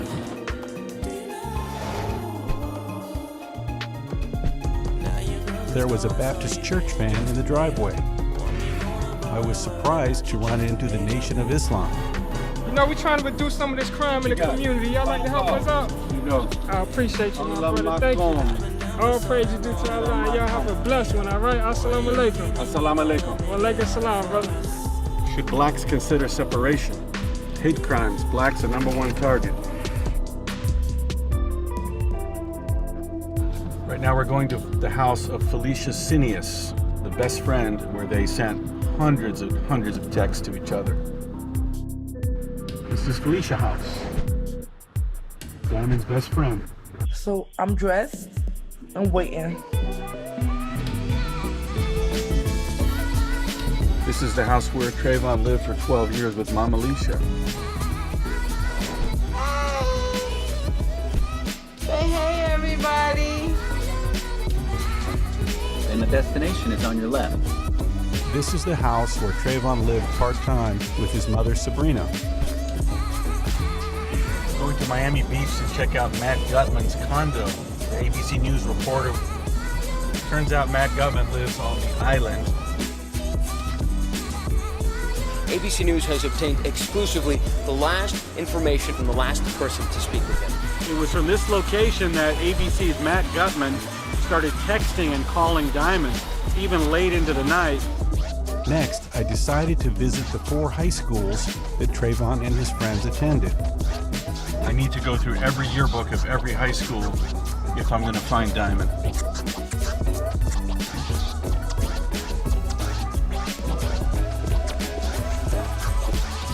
I was able to walk right into the administrative offices and buy a yearbook.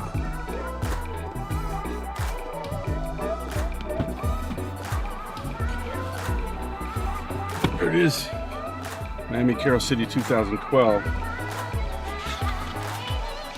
My next stop was Michael Crop High School, where Trayvon attended, but had been suspended 3 times in his final 3 months. I made my way to the administrative offices and bought a yearbook.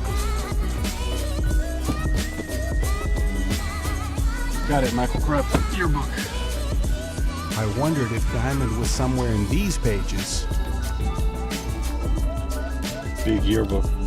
Turn right onto Northwest 12th Avenue. Going over to Miami Norland Senior High School. This is where Rachel Jantel at one time was in high school. Gonna go see if I can get a yearbook and learn something and take a look around the school. Turn left, then your destination will be on the right. Here, I was hoping to get more information on Rachel Jantel as well.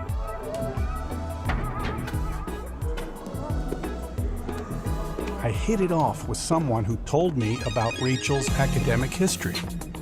I learned that in 2012, Rachel was an 18-year-old 9th grader. Did you miss a year somewhere along the line? No, I failed. You failed and were held back 1 year? Yes, 2. Also, I learned that Rachel was in the Exceptional Student Education Program, designed for students with learning disabilities, among other problems. Yeah, I got like 100 targets. Oh, you basically would just sleep in? When I feel like we're gonna let me go. So did you dictate the letter? What is it? What is that? Another person writes down what's being said. I will get confused. I don't even know what happened. You're having trouble with remembering the details? According to the Washington Post, Rachel was reading at a 4th grade level at the time of the trial. Looking back, I doubt Rachel could read at all. I began to wonder whether Rachel's limitations had made her an easy target for those with their own agendas. I had learned a hell of a lot from my brief visit to Miami Norland.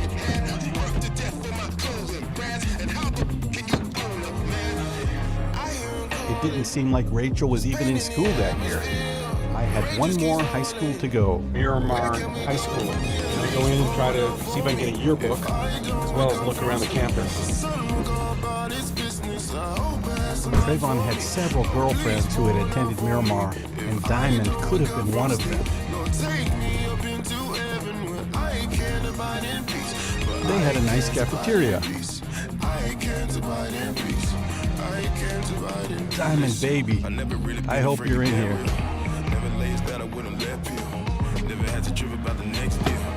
Got the Miramar High 2011-2012 yearbook.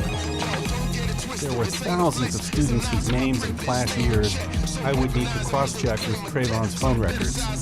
This I would do when I got back to Los Angeles. Next, I made my way to Little Haiti in downtown Miami, a rundown area just over the bridge from luxurious Miami Beach. Who all at your crib now? My grandma, my aunties, uncles, all the Zoes. I knew from Diamond's text messages that she was of Haitian descent. Zoe was a nickname for Haitian. Also, Diamond's last name on her letter to Sabrina Fulton was Eugene, a common Haitian name. I thought maybe a voodoo priestess could help me find Diamond. So I...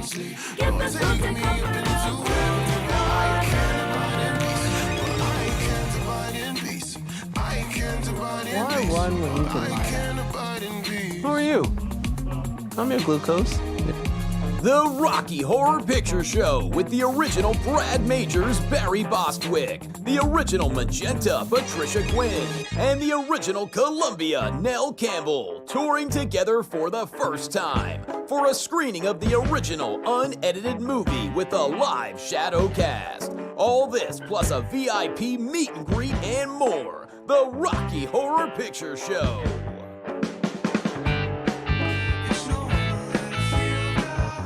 I tried to call in advance. J'ai besoin de parler avec le voodoo priestess. C'est toi? Diamond Eugene. Oui.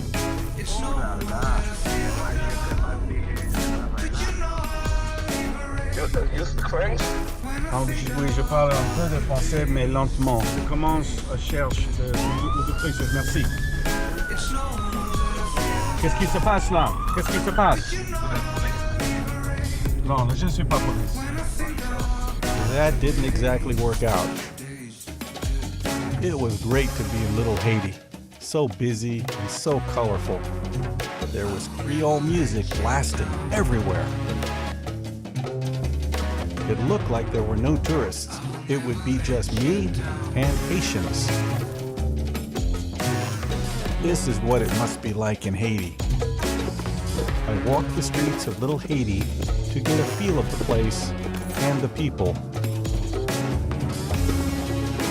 Little Haiti. There were beautiful murals everywhere.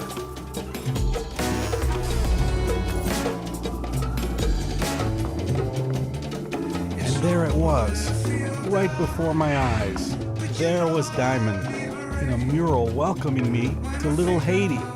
This was a good sign if there ever was one. Now, I just had to find the voodoo priestess. Where can I find a voodoo priestess? I know there's one down there.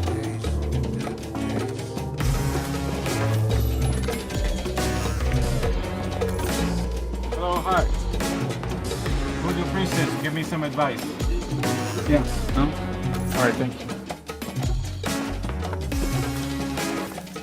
Yeah, we're on the line back. Okay, thanks anyway. The stores were jammed with souvenirs. You could barely walk around.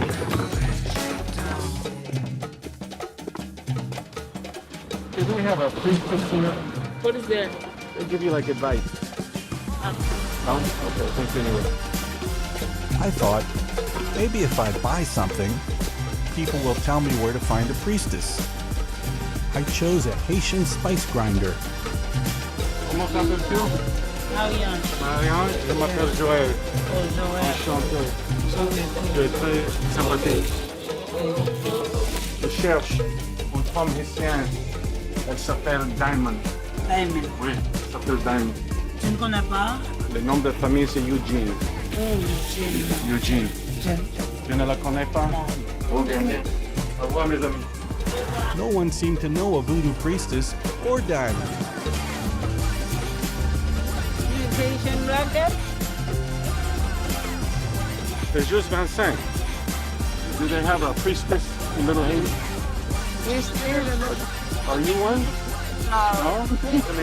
Diamond Eugene. I know Diamond, I don't know nobody's else. Tu prends ce chapeau et aussi blanket. Okay.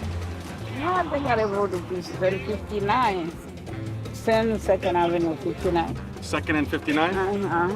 Maybe they can help me find Diamond. Yeah, maybe they could help. I hope so. I'm looking for her.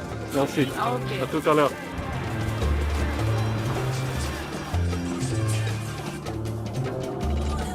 I'm looking for someone named Diamond. Trying to find her. I don't know where to find her. When you see this, you go see it.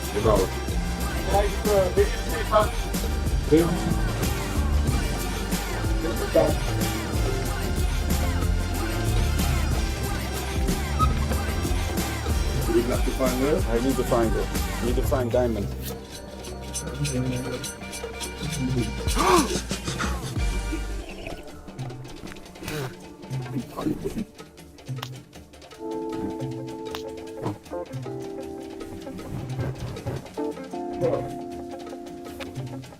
No, why are you looking for her? He was killed. Here we go. You know what happened. I would have to help you to find her. But now I think I know. It will stop. I don't know where to get back. That will stop. We'll find it. If there is a good person,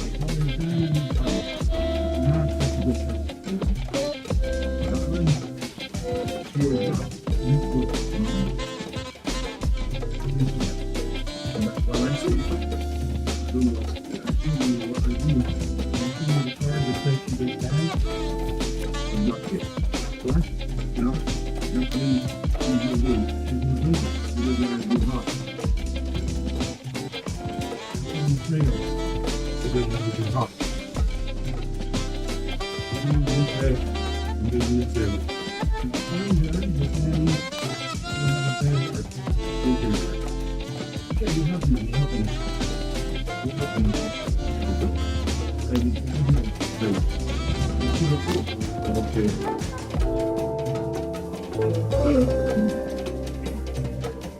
voodoo priest's words were chilling. Diamond had a bad heart. With that on my mind, I drove to Miami Gardens. Andrew Gillum. Andrew Gillum for governor. He said it all started with Trayvon Martin. There was the vestige of Gillum's campaign for governor, all about race. It was an historic election, an appeal to skin color. With a disarming, aw-shucks smile, Gillum reminded me of none other than Gomer Pyle. That's why Andrew Gillum was trained by leftists in San Francisco. They knew the socialist message would work if the messenger is super friendly and looks like the people he is selling to. Next, I visited Antioch Missionary Baptist Church. The deeply Christ-centered house of God was attended by Sabrina Fulton, and it's where the funeral service for Trayvon was held. Despite the shabby neighborhood, the church was doing well enough to afford a major construction project that would include an elementary school. We are building for His glory. We're going to have over 25 classrooms. I wondered if the pastor knew Andrew Gillum would stop school vouchers for church education. I got to thinking about the role of Christianity in the lives of the people involved in this drama. They often invoked Jesus and God. But it seemed to me they had ignored the fundamental tenets of their faith. This included Diamond herself. I'm a child of God on Sunday, but Monday to Saturday I'm a pimpin'. It included Trayvon's parents. We simply wanted an arrest. Thank you, Lord. Thank you, Jesus. When I walk, I will walk by faith. The prosecutors were praying too. After meeting with Trayvon's parents, the first thing we did was pray with them. We opened our meeting in prayer. Then there was the clergy who stoked the mob. No justice! No peace! No justice! No peace! How could religious leaders call for the railroading of George Zimmerman? Then they all politicized Trayvon's death. We're here tonight with Hillary Clinton. Now they've made Trayvon a martyr. Martyrs have power.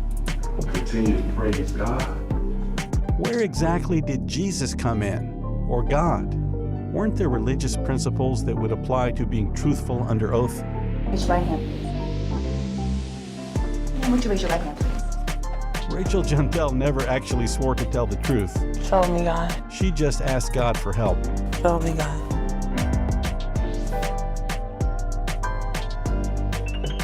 I'm here in Miramar at Diamond Girl Beauty Supply. I couldn't resist stopping at Diamond Girl Beauty Supply. I knew that Diamond was big on wearing weaves. In her photo, she had a weave or a wig. I figured if I learned all about weaves and wigs, it would help me identify Diamond in the yearbooks. But then I realized these weren't hair pieces. These were disguises. It was overwhelming. I thought I had a lot of potential in a weave, but then I realized I just looked like Sideshow Bob. These are wigs back here, but if you wanted to get weaves to do your own, it would be like the hair comes out.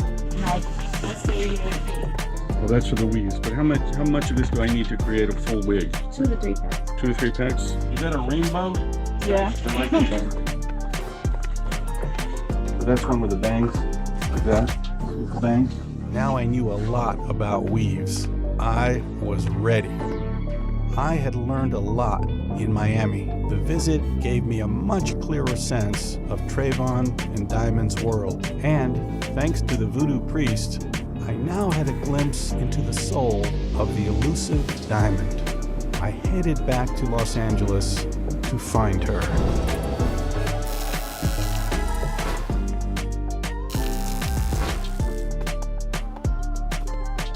Back in LA, I took all the high school yearbooks I had and I dove in. I knew Diamond had to be in here somewhere. But then I realized the girls were not easy to identify. The photos were small. There was tons of makeup and weaves. 3,000 small photos just turned into 6,000. This was going to be a lot more difficult than I had imagined. I decided to first look at all the girls named Diamond. Bronny! Oh, Bronny now has 3 Diamond. I counted 15 diamonds in the yearbooks. I compared them all to the photo of Trayvon's diamond. Diamond Dixon from Norland looked like she might be a match. I did a quick background check on her, but no Haitian names in the family. I found more photos of Diamond Dixon online. Wow, her photos looked very different. Smile, no smile. Weave, no weave. I decided she was not the one. Diamond Dixon's nose was bigger, and she had a gap between her 2 front teeth that Trayvon's diamond did not have. Diamond Johnson was in Trayvon's contacts. She went to Miramar and was now an accomplished author who had written a dozen romantic novels.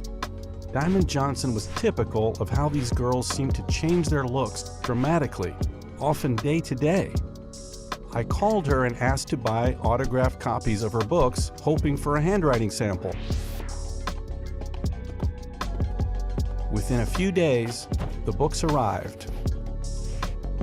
I even got a t-shirt. I compared her diamond to Diamond Eugene on the letter. It was not a match. But maybe Diamond was a middle name or a nickname. I decided to look at all the girls with the last name Eugene. I put the pictures on my computer. But by now, I was exhausted. Every weave and every smile ran together. I was beginning to lose it. With no Eugene match, I went to sleep that night even more depressed. On too many nights, I would dream of finding Diamond and then losing Diamond. Then, on one sleepless night, at 3 a.m., it hit me. The photos of Diamond on Trayvon's cell phone should have the same timestamps as the text messages. I shot out of bed and found the times Diamond had sent Trayvon photos. Lil' Cuz JJ. Diamond sent Trayvon the same photo of her cousin twice in a row at 4:52 on February 19. There she was, Diamond's cousin.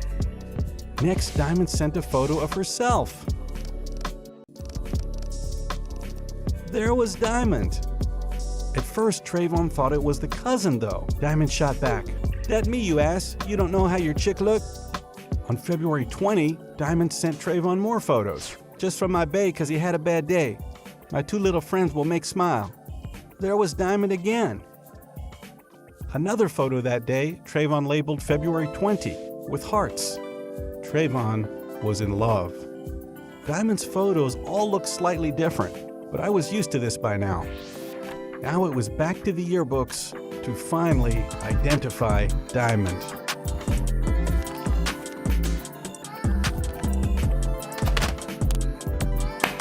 This was proving near impossible. There were thousands of weaves, wigs, makeup. It was endless. I decided to start with the diamonds again. No. She wasn't any of them. Then I thought to double check the Eugenes. No.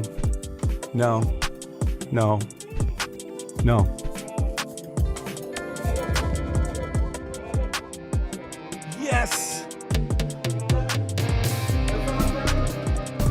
I found her! I found Diamond! Finally! Diamond was Brittany Eugene, a sophomore at Miramar High School. It was unmistakable. Her 2012 yearbook photo even had the same Chinese weave as the photo she sent Trayvon. I quickly did a background check on Brittany Eugene. Her full legal name was Brittany Diamond Eugene. There it was, Diamond. Diamond was her middle name. Birthday January 2nd, 1996. She was 16 years old at the time. She is a 16-year-old teenager. She is a 16-year-old teenager. Next, I looked online for traffic citations, hoping to find Diamond's signature. Brittany Diamond Eugene. She had a lot. Broward County, Madison County, Columbia County.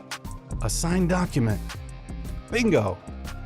I brought it into Photoshop and compared it to Eugene on the letter. It was a match. Diamond Eugene had signed the letter and not Rachel. Our signature as Diamond Eugene. This was becoming an episode of CSI Miami.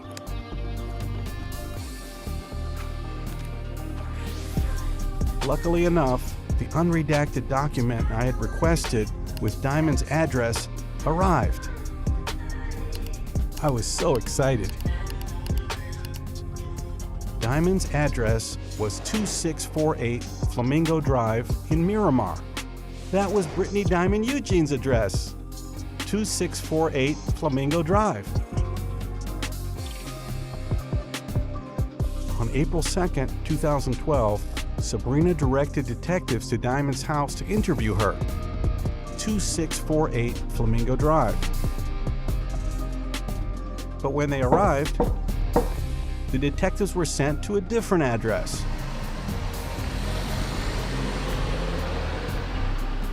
They were told to go to 52nd Avenue, where Rachel Gentile was waiting at Francine Serve's house. Francine was there. I knocked on the door, and Francine was there. Francine, of course, was the older sister of Diamond's best friend, Felicia. Wow! You never spoke with Francine about the connection? Of how she knew Diamond? Yeah. I don't understand. Why didn't the cops just pull up the list of residents at 2648 Flamingo Drive, just like I did? Back to the photos. I had to laugh. At her deposition, Rachel was wearing a Chinese weave identical to Diamond's. But it didn't fit, and Rachel looked nothing like the sexy Diamond. How many people knew about this deception? Next, I set out to learn everything I could about Diamond. I Googled Brittany Diamond Eugene. Her Instagram page came up. Over 4,200 followers. God first, fashion second. I hit a motherload of photos of the beautiful Diamond. 10 different looks and my looks all kill. Why that motherfucker sound like a super creep when he said that? More like 100 different looks. She was like a master of disguise. For her 21st birthday, Diamond was wearing a white diamond embroidered dress. She wrote, "On January 2nd, God created Diamond." This was the boastful Diamond that I knew. Everything that Diamond put on Instagram began with a post that was totally self-absorbed. Remember this face, cause I'm that girl you're gonna lose to. Always me, never you. Betting on me is the right risk. Maybe I'm not your speed. Maybe I'm out of your league. There was still a lot more to learn. Diamond had attended Broward College. Got my associate's degree today. And then she transferred to Florida State University to study criminal justice. Oh, the irony. Top 2 and I'm not 2. There she was on the beach. Untouchable, but they feeling me. Diamond had a tattoo of the map of Haiti on her side. Diamond loved to remind everyone she was above all the rest. Every thick girl needs a skinny friend. It's me, I'm the skinny friend. Diamond was a model in a dance group. Next, I found Diamond's Facebook page. It looked like everything had been deleted except for 2 posts. Love yourself. I knew that narcissists suffered from a lack of self-worth. They also tended to be very boastful. Her next post was, "Already feeling another bitch. Just make sure the hoe better than me." Next, I found Diamond's mother's Facebook. Her name was Ileana Eugene. She had lived with Diamond at Flamingo Drive. Ileana had been arrested for obstructing justice, giving false information to police, and using false identification. Changing identities was apparently all the rage in Diamond's world. On her Facebook page, Ileana had a great photo of Diamond from back in 2012 with the caption, "Princess Brittany always in front of a mirror. My baby knows she's pretty." Whoa, now I had to compare photos again. Did Diamond get a nose job?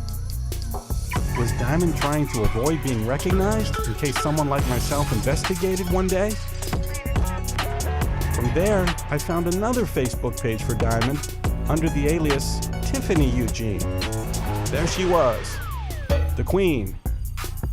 She was a heartbreaker, and she knew it. I even managed to find a link to Lil Cuz JJ. Her name was Alexis Jaquette, a very close cousin of Diamond, who also went to Miramar High School.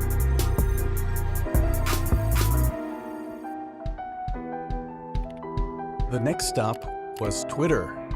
There were 28,000 tweets. She joined in 2011. That was good. All I had to do was scroll down to 2012 and it might reveal a treasure trove. Damn, the Twitter feed ended in December 2016. Now it was on to Diamond's online clothing store called She's the Bomb Boutique. Diamond, of course, was the model. UW Online Collaboratives features a variety of certificate programs in business, science, technology, and healthcare. Invest in yourself today. When you've got smoke-free satisfaction, you've got the freedom.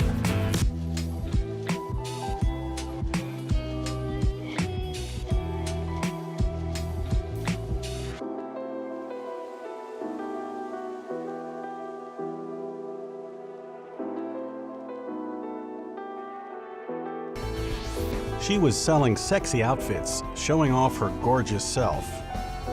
I thought the best way to meet Diamond would be as a customer. It says right here, pick up in Tallahassee, pick up in Tally. So I bought a lot of her dresses online and went to pick them up. And as you can see, this one is out of stock. You want to know why? Because I bought 4 of them. This next one is called the Royal Skirt Set, and I purchased several of these, and it's only $50. I might be her best customer for all I knew. Can't wait to meet Diamond. I've been trying to find Diamond for a long time. There's a lot of makeup, a lot of eyeshadow, a lot of hair weaves, different eyebrows. It's just amazing how she and these other girls transform themselves. I badly wanted to read Diamond's hour-by-hour tweets from 2012. With an hour until touchdown, I thought to try Twitter's advanced search tool. It's never worked when the tweets weren't online. I couldn't believe it. There they all were, almost 50 tweets per day. I quickly perused the tweets that jumped out at me. I deserve the world. My only competition is the mirror. I need to just step back and kiss myself. I'ma worry about me, give a fuck about you. This weave breaking out my face. I eat pizza and Chinese food entirely too much. I have a legit shopping problem. Broke boys don't deserve pussy.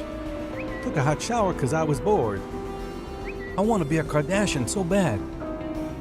Diamond had an epic secret. The deception had to be eating at her conscience.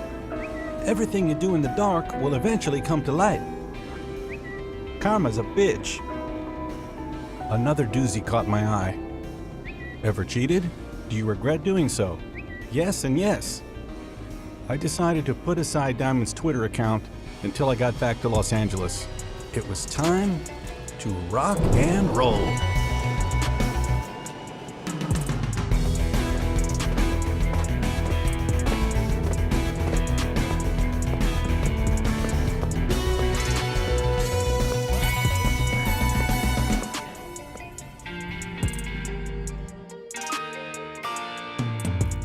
the rest of the day to look around Tallahassee, I headed to the downtown area.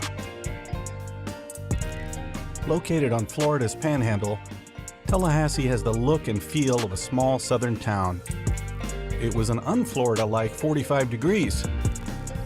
My first stop was the state capitol building. Across the street was the Florida Supreme Court. Ah, the halls of justice. I would go check it out. Given that Diamond was a criminal justice student, I decided to pile on the irony by bringing Diamond a gift, a 16-inch bronze statue of Lady Justice.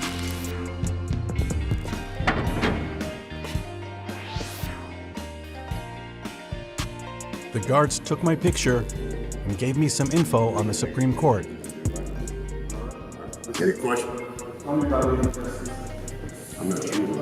The guard wasn't sure about Lady Justice. There was the seal of the state of Florida, Sacito Siracte. The Latin phrase means, with time, true justice.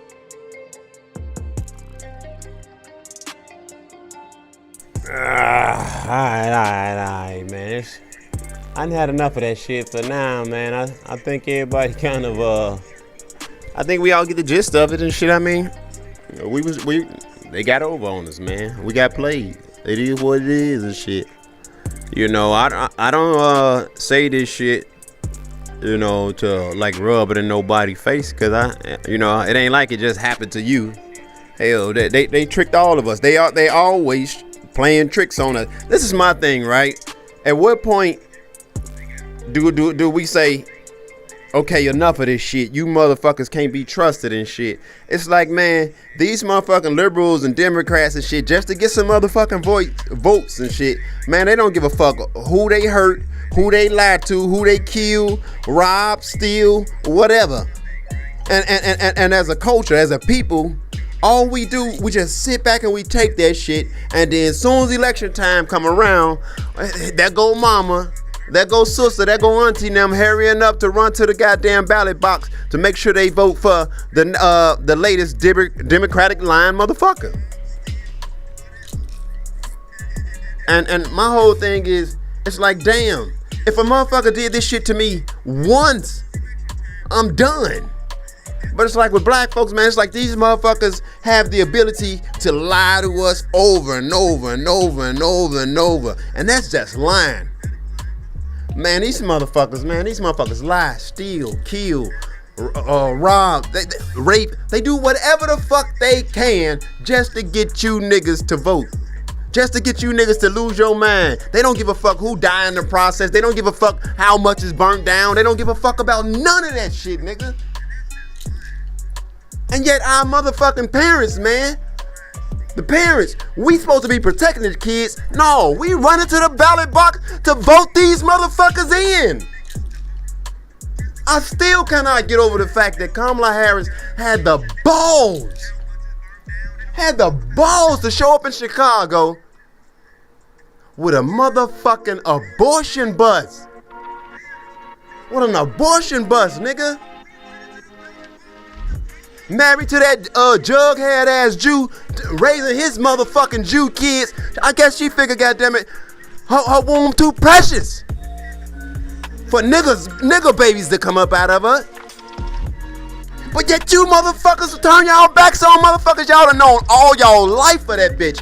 A bitch who brought you murder.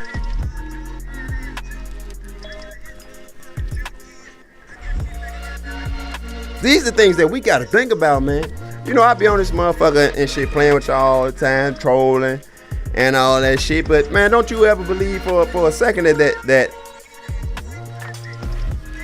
this shit ain't real. Yeah, just cause I'm trolling you motherfuckers over shit don't mean it ain't deadly. Don't mean it ain't detrimental. Don't mean that shit ain't wiping us out. This is the reason why I'm always telling y'all, man, you don't believe shit that you see on your fucking TV. Man, I don't believe shit. I don't give a fuck about Tupac dead, Diddy fucking people with baby oil, Biggie, Jeffrey Epstein, none of that shit, because I ain't see that shit in person. And I know who the fuck I'm dealing with. See, y'all don't know history and shit. That's why so many of you get mad when I get to talking about Adolf Hitler was a hero. Which he was. But which a whole lot of y'all starting to wake up now. Y'all starting to wake up now. You ain't got to tell me I was right. Bitch, I knew all along. Unreal. I'm just trying to get you to see who's doing what they doing to you and your motherfucking kids. But it's like, man, dog, this shit crazy. I want y'all to just think about what these motherfuckers did with all of them in cahoots. It ain't like one motherfucker did this shit. They all worked together to trick us.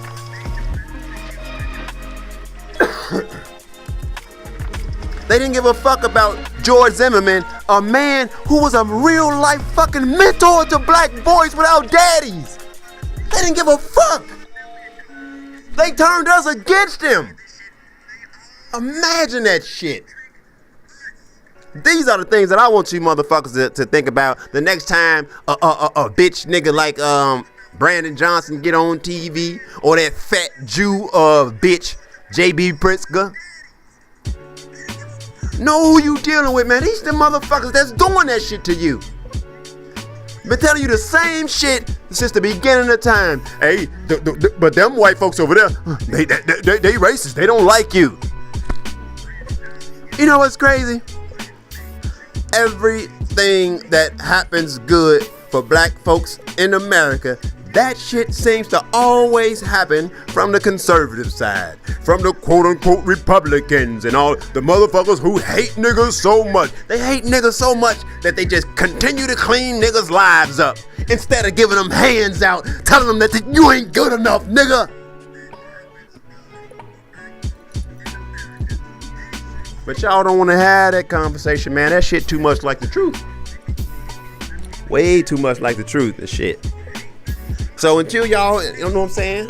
Come on up out that closet, stop hiding. Until y'all ready to come on forward and have these real conversations that we supposed to be having anyway. Man, shit. I'm gonna continue trolling. I'm gonna continue doing whatever the fuck I want to do. Because it's obvious at this point, man. That's what everybody else doing. So I'm gonna shut this shit down on that note, because I want to have some personal time. I'm probably finna go to bed, go lay with my wife and shit. I've been having a lot of late nights, and I got to get my rest and shit. So, you know, like I said, and shit, it's a lot of work, as you guys can see, that needs to be done around here and shit. And I'm the only motherfucker to do it. So with that being said, man, I'm gonna holler at you guys later, man. I appreciate it. Any and everybody that took the time to stop by, fuck with your boy, you know what I'm saying? Make sure y'all hit that like button. Make sure you hit that share button, because I do need to start growing and shit along the way and shit. I gotta start putting shit together, tightening up around this month.